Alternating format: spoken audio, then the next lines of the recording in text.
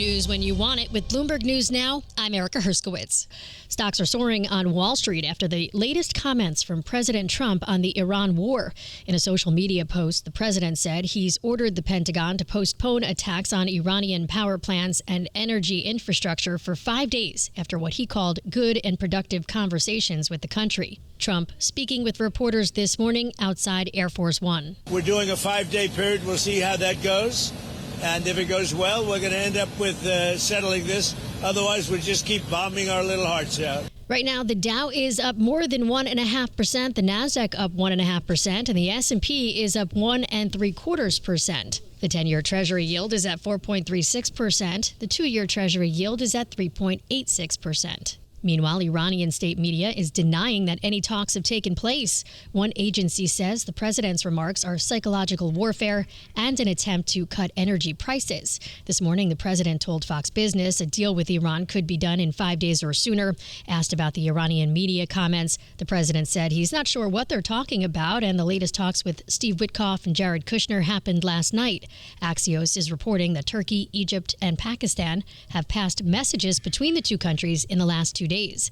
Trump also said today he expects the Strait of Hormuz to open very soon if the deal goes through. He says the strait will be jointly controlled by him and the Ayatollah. Trump also says he expects Israel to fall in line. I think Israel will be very happy with what we have. We just spoke to Israel a little while ago.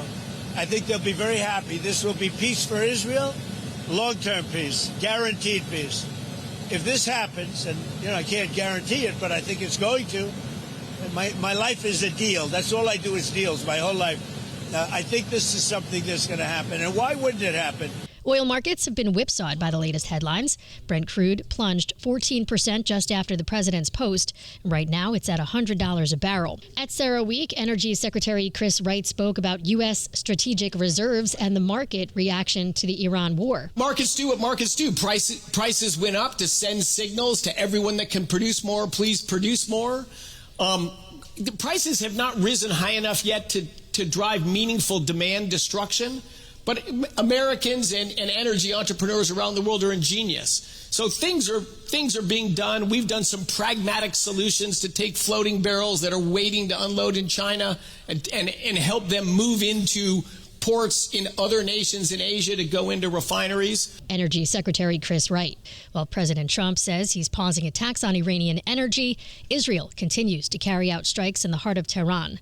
Bloomberg's Ethan Bronner has more from Tel Aviv. From the reporting I've been able to do in Israel, the Americans are planning a fairly extensive operation to retake the Strait of Hormuz from Iran. It's going to take some weeks. That's the message they're sending the Israelis. And in that sense, the idea that this war has been kind of driven by Israel, whether or not that was true to begin with, is, I think, shifting now. And it is now the U.S. that's getting out front with the attacks. That's Bloomberg's Israel Bureau Chief Ethan Bronner.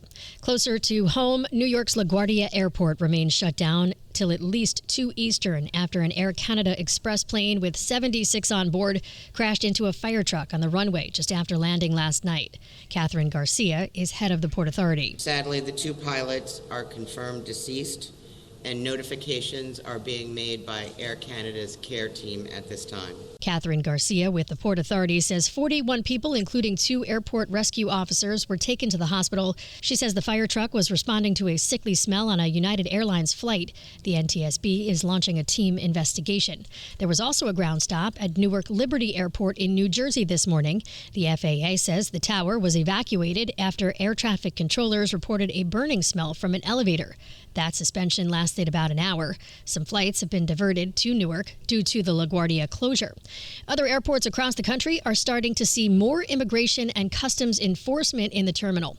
The Associated Press reports a handful of federal agents were spotted at Atlanta's Hartsfield-Jackson Airport. Transportation Secretary Sean Duffy told ABC's This Week it's a stopgap for TSA workers going without pay during a Homeland Security shutdown. If we can bring in other assets and tools to assist TSA to get rid of these lines, yeah, I think that makes a lot of sense. And the president's looking around every corner to make sure the American people don't suffer during the shutdown. Transportation Secretary Sean Duffy on ABC. Meanwhile, President Trump said he does not want ICE agents to wear masks at the airport, even though he supports it during deportation enforcement. I didn't think it was an appropriate look for an airport.